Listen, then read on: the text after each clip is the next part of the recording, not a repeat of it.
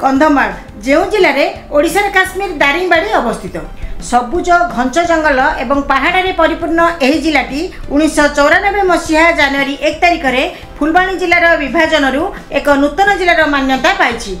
8021 square kilometre area रे विस्तृत है जिलाटी बौद्ध, कलाहांडी, रायगड़ा, गजपति, गंजाम एवं नयागढ़ जिला सहित लगी रही। एहार नाम एही जिले में बास करुवा मूल अधिवासी कंध संप्रदाय ठारू आसीअछि। जिलाटी रे 2टी सब डिविजन, 12टी तहसील, 11टी जिला परिषद, गोटे म्युनिसिपालिटी एवं 2टी एनएसी अछि।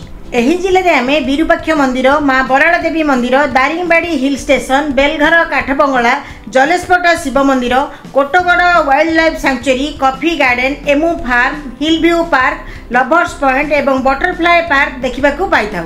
वाटरफॉल मध्य Putudi waterfall, Sukedi waterfall, Ludu waterfall, Mukalingia waterfall, Katramala, Pakdajhar, Andharkoti waterfall, Pangali waterfall, Urmagarh waterfall एवं मंडासुर नेचर कैंप दर्शकों को आकर्षित करता है।